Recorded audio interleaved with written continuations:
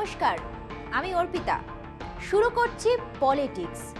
লোকসভা ভোটে সহজ জয় এলেও চলার পথে তৃণমূলের কাঁটা রাজ্যের একগুচ্ছ পুরসভার ফলাফল। শুধু কলকাতা নয়, বিভিন্ন জেলার একাধিক পুর এলাকায় ভোটের ফল শাসক দলের বিপক্ষে গিয়েছে। দীর্ঘদিন বঙ্গ রাজনীতিতে সক্রিয় থাকলেও এতদিন শহুরে ভোট পায়নি বিজেপি। সদ্য সমাপ্ত লোকসভা ভোটে সেই পাশাই উল্টে গিয়েছে। অনেকটা সেই কারণেই প্রশাসনিক বৈঠকে মুখ্যমন্ত্রী মমতা বন্দ্যোপাধ্যায় তোপে পড়েছে পুরসভাগুলি। প্রশাসনিক প্রধানের রোষ থেকে বাঁচেনি পুলিশও। বাম সরকারের তুলনায় বর্তমান আমলে অনেক বেশি আর্থিক অনুদান পায় পুরসভাগুলি। লোকসভা নির্বাচন নীতি তৈরির পক্ষে বা বিপক্ষে সমর্থন এই ধারণা থেকে সরে এসে সাংসদকেও ভোট প্রচারে সামাজিক পরিষেবার ফাঁক ফোকর নিয়ে কথা শুনতে হয়। নিত্যদিনের পরিষেবায় মানুষকে স্বস্তি দিতে পারে, সে কথা মুখ্যমন্ত্রী মমতা বন্দ্যোপাধ্যায় বিলক্ষণ জানেন বলেই ক্ষমতায় এসে পঞ্চায়েত ও পুরসভাগুলির আর্থিক অনুদান বাড়িয়ে দিয়েছিলেন। শুধু রাজ্যের রাজকোষই নয়, কেন্দ্রীয় তহবিল থেকে পাওয়া মোটা টাকার অনুদান যায় পুরসভাগুলির হাতে। সেই টাকায় যেখানে যথেষ্ট উন্নয়ন হওয়ার কথা, সেখানে পুর পরিষেবার হাল বেহাল হওয়ার কারণেই যে শহুরে সমর্থন তৃণমূলের বিরুদ্ধে গিয়েছে লোকসভা ভোটের ফল তার টাটকা ইঙ্গিত। আর সেই পর্যালোচনার শেষে পুরসভাগুলিকে এক হাতে নিয়েছেন মুখ্যমন্ত্রী এবং তারপরেও পুরসভাগুলির কাজকর্ম পুঙ্খানুপুঙ্খ যাচাই করতে আগামী সোমবার নবান্ন সভাঘরে সমস্ত পুরসভার মেয়র ও চেয়ারম্যানদের নিয়ে বৈঠক করবেন মমতা। গ্রামীণ এলাকার বাইরে ছোটখাটো শহরগুলিতে পুরসভার একটা বড় ভূমিকা থাকে জনমত তৈরিতে। তাদের দেওয়া পরিষেবার প্রতিফলন পড়ে লোকসভা কিংবা বিধানসভার ভোটে। সদ্য সমাপ্ত লোকসভা নির্বাচনে বাংলার বিজেপিকে হারানোর পরেও পুরসভাগুলির পারফরমেন্স চিন্তায় রেখেছে তৃণমূলকে। বিধানসভা ভোটের আগে সেই সংকট মেরামত করতে মাঠে নামতে হয়েছে স্বয়ং তৃণমূল সুপ্রিমোকে। দলের অন্দরেও শুরু হয়েছে কাটা ছেঁড়া। রিপোর্ট চাওয়া হয়েছে সমস্ত জেলা সভাপতির কাছে। কিভাবে শহুরে আবেগ ফেরানো যায় তারই রূপরেখা তৈরিতে ব্যস্ত রাজ্যের শাসক দল। বাংলার রাজনীতিতে অস্তিত্ব জোরদার করার লক্ষ্যে 15 বছর যাবৎ নিরন্তর চেষ্টা চালাচ্ছে বাংলার বিজেপি। 2016 নির্বাচনে 3টি আসন পেয়ে প্রথমবার বিধানসভায় পা রাখার পরে 2021 বিধানসভা ভোটেও বজায় থাকে পদ্মের আগ্রাসন। 77টা আসন দখল করে রাজ্যের প্রধান বিরোধী দল হিসাবে আত্মপ্রকাশ ঘটে বিজেপির। মাঝে 2019 লোকসভা ভোটেও ভালো ফল করে পদ্ম শিবির। 18টি আসন দখল করে পায়ের তলার জমি শক্ত করার পাশাপাশি ভোটের হারেও শাসক দলের কাছাকাছি পৌঁছে যায় বিজেপি। সেই শক্তি বৃদ্ধিতে নয়া সংযোজন এবারের লোকসভা ভোটে শহুরে সমর্থন। জনসমর্থনের তুল্যমূল্য বিচারে রাজ্যের 70% শহরে তৃণমূলকে পেছনে ফেলে দিয়েছে পদ্মদল। এমনও বেশ কিছু পুরসভা রয়েছে যেখানে 80% মানুষ ভোট দিয়েছে বিজেপিকে এবং এই পিছিয়ে থাকার পেছনে শাসক দলের স্থানীয় নেতৃত্বের একাংশের দুর্নীতি, স্বজন পোষণ ও হামবড়া ভাবকেই দায়ী করেছে আমজনতা।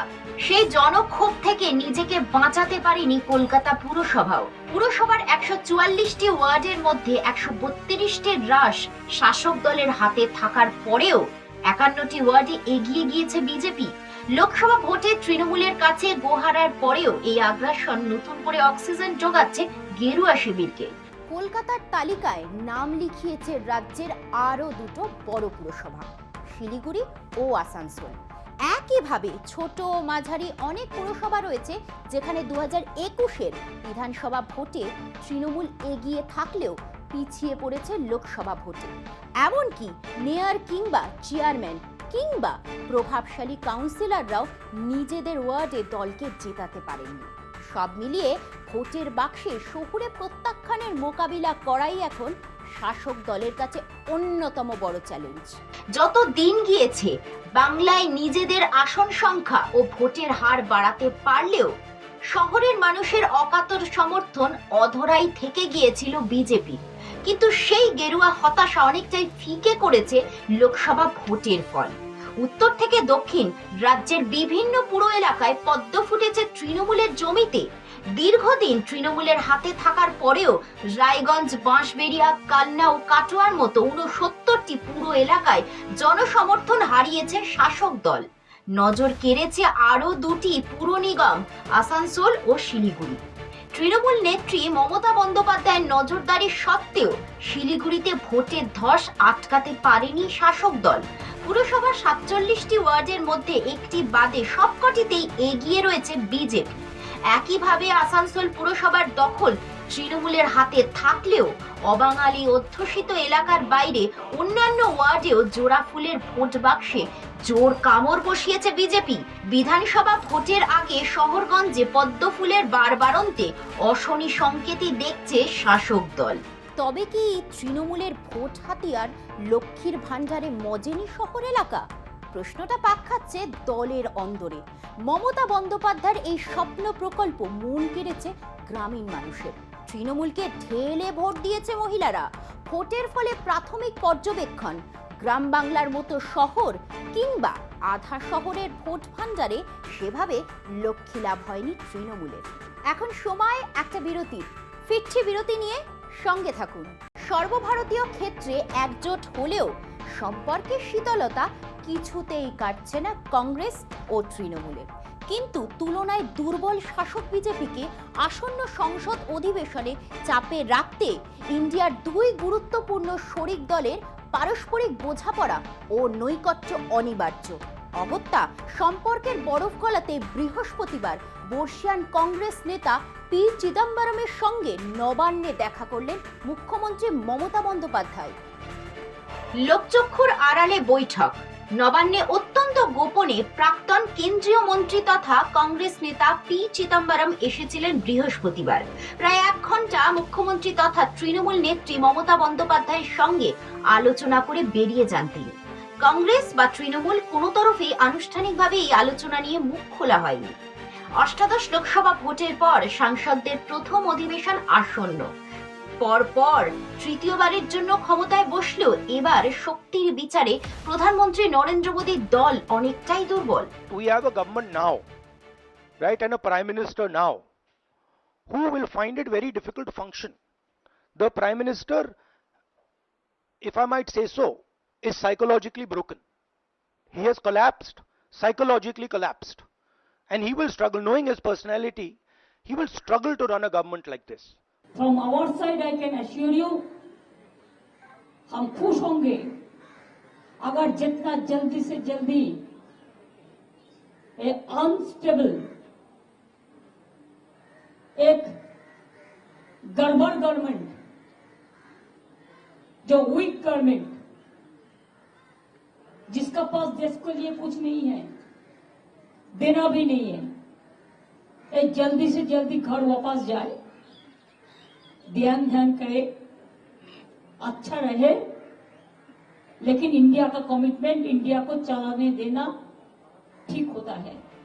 বিরোধী শিবিরের দুই গুরুত্বপূর্ণ প্রতিনিধি তৃতীয় মোদী সরকারের মূল্যায়ন যেমন অভিন্ন, লোকসভা অধিবেশনে অপেক্ষাকৃত দুর্বল শাসককে আক্রমণ শানানোর প্রশ্নেও তারা একমত।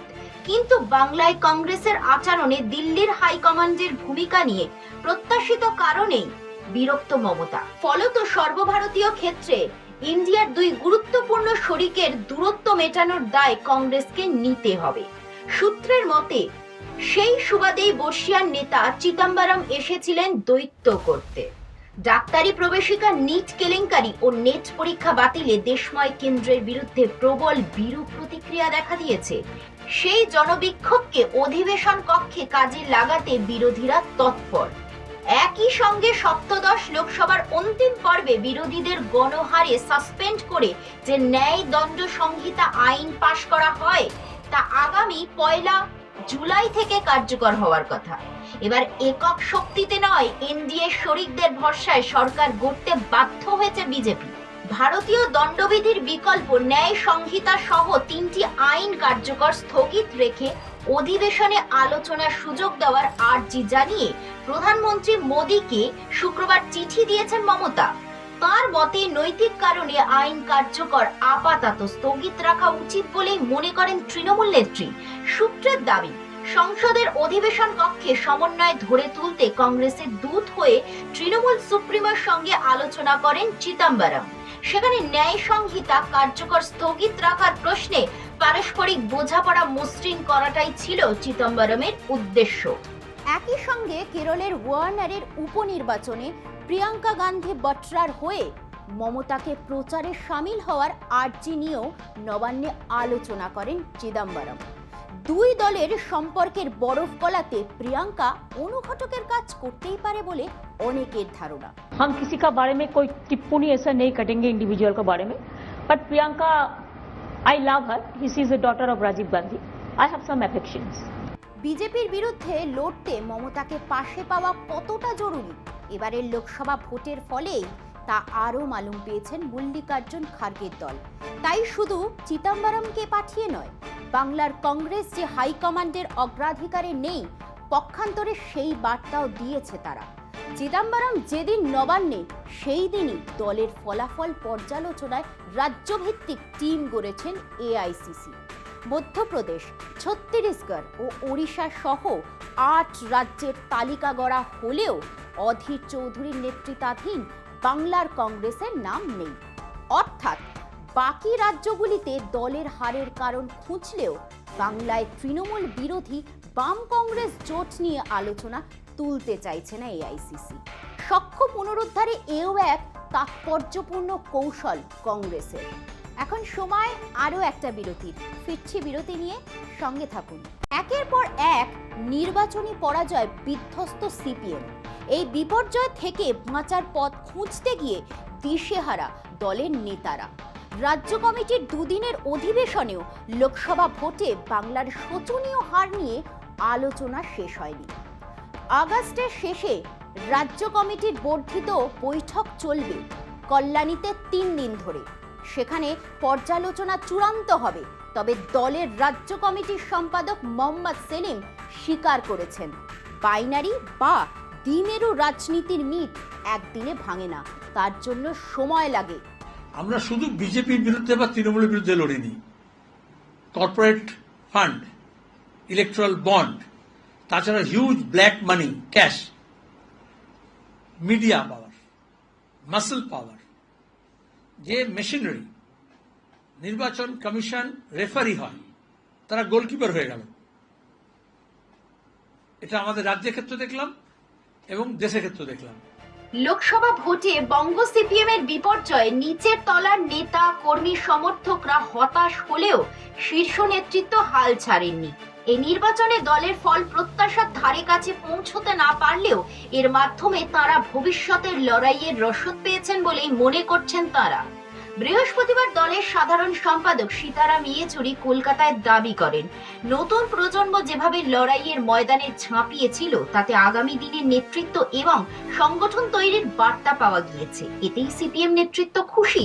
তবে 2026-এর বিধানসভা ভোটে যে শূন্যের খরা কাটবে সেই নিশ্চয়তা নেতারা দিতে পারছেন না।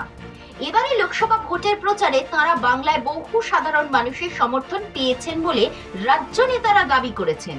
নতুন প্রজন্ম যেভাবে প্রচার করেছে, প্রচারে সামিল হয়েছে, তাতে ফল ইতিবাচক হবে বলেই তারা মনে করেছিলেন। এমনকি নেতৃত্বের এমনও দাবি, এবার কংগ্রেসের সঙ্গে সিপিএম এর জোট অনেক মসৃণ হয়েছিল। কিন্তু নিচুতলার নেতৃত্ব বলছেন জোট হয়েছিল দুই দলের রাজ্য নেতৃত্বের ওপর তলায়, তার কোনো প্রতিফলন নিচের তলায় পড়েনি। জেলার অনেক নেতার দাবি, বহু জায়গায় এবারও কংগ্রেসের ভোট সিপিএম এ আসেনি, আবার সিপিএম এর ভোট কংগ্রেসে আসেনি। এই অবস্থায় 2026 সালের বিধানসভায় সিপিএম বা বাম কংগ্রেস জোট হবে কিনা সেটা এখনো লাখ টাকার প্রশ্ন। নির্বাচনী ফলাফল নিয়ে আলোচনার জন্য বুধবার এবং বৃহস্পতিবার 2 দিন ধরে সিপিএম রাজ্য কমিটির বৈঠক চলে। সেই বৈঠকে যোগ দিতে দিল্লি থেকে উড়ে এসেছিলেন দলের সাধারণ সম্পাদক সীতারাম ইয়েচুরি। সিপিএম এর অন্দরের খবর, রাজ্য কমিটির এই বৈঠকে হারের পর্যালোচনা চূড়ান্ত হয়নি। চূড়ান্ত আলোচনার জন্য রাজ্য কমিটির বর্ধিত বৈঠক বসবে কল্যাণীতে 23 থেকে 25 আগস্ট। কিন্তু সেই বৈঠকেও একের পর এক নির্বাচনী পরাজয়ের হাত থেকে মুক্তি পাওয়ার কোনো পথ সিপিএম খুঁজে পাবে কিনা সেটাই প্রশ্ন। 2011 সালে রাজ্যে পালা বদলের পর থেকে সেই যে বঙ্গ সিপিএম এর রক্তক্ষরণ শুরু হয়েছে, হাজার মলম লাগানোর পরেও তা বন্ধ হয়নি। 2019-এর লোকসভা ভোটে বাংলা থেকে সিপিএম বা বামেরা একটিও আসন পায়নি। 2021-এর বিধানসভা ভোটেও তারা ছিল শূন্য। অনেক আশা নিয়ে সিপিএম এবারের লোকসভা ভোটের ময়দানে নেমেছিল।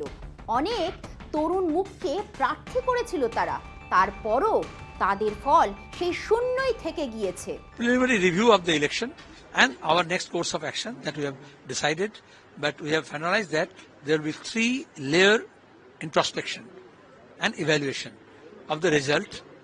First, organizationally, with our party people down from the booth level to the state level. Secondly, with all other sympathizer, activists and workers who have helped in our election campaign, their experience we will share.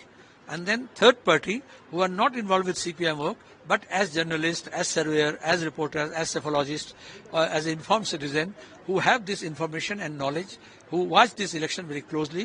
We want to, and those who are involved in the election machinery, we want to get the feedback from them. CPM এর রাজ্য সম্পাদক মোহাম্মদ সেলিম সাফাই দেওয়ার চেষ্টা করেছেন এই বলে যে এবার বাম কংগ্রেস জোটকে শুধু তৃণমূল এবং বিজেপির বিরুদ্ধে লড়তে হয়নি, দুর্নীতির টাকা, কর্পোরেটের টাকা, পেশি শক্তি, মিডিয়ার বাইনারি সৃষ্টির বিরুদ্ধেও লড়াই করতে হয়েছে।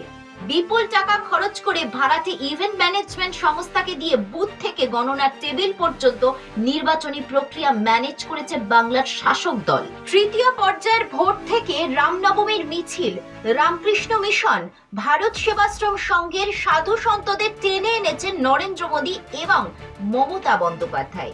তাদের দুই দলই সাম্প্রদায়িকতাকে মদদ দিয়েছে। সেলিমের আরো বক্তব্য, মিডিয়া যে বাইনারি তৈরি করেছিল তা ভাঙা হয়নি। সেই বাইনারির মিথ একদিনে ভাঙা যায় না, তার জন্য সময় লাগে। এই অসম প্রতিযোগিতায়ও বাইনারি ভাঙার ক্ষেত্রে আমরা কিছুটা অগ্রসর হয়েছি। যে মিথ গড়ে ওঠে ওটা একদিনে ভাঙে না, ওটাকে $1 মিলিয়ন খরচা করে সেটাকে পুষ্ট করার চেষ্টা হয়েছে। এইবারের ভোটের তৃতীয় পর্যায় থেকে আমরা দেখলাম রামনবমীকে কেন্দ্র করে তারস্বরে বাইনারিকে রিইনফোর্স করার জন্য হিন্দু মুসলমানের দাঙ্গা পর্যন্ত করানো হয়েছে। সিপিএম নেতারা যতই যুক্তি দেওয়ার চেষ্টা করুন না কেন, এটা পরিষ্কার যে মানুষ এখনো পর্যন্ত বামেদের পছন্দ করছে না। যতই নেতারা ঘুরে দাঁড়ানোর দাবি করুন না কেন, মাজা সোজা করে উঠে দাঁড়ানোর মতো পরিস্থিতি এখনো সিপিএম এর হয়নি। যতই রাজ্য কমিটির বৈঠক হোক, বর্ধিত কমিটির বৈঠক হোক, তাতে কাজের কাজ কিছু হবে বলে মনে করছে না রাজনৈতিক মহল। প্রশ্ন উঠছে, 2026-এর বিধানসভা ভোটেও কি সিপিএম শূন্যই থেকে যাবে? উত্তর দেবে ভবিষ্যৎ। পলিটিক্স আজ এই পর্যন্তই। দেখতে থাকুন কলকাতা টিভি, রাত দিন 7 দিন।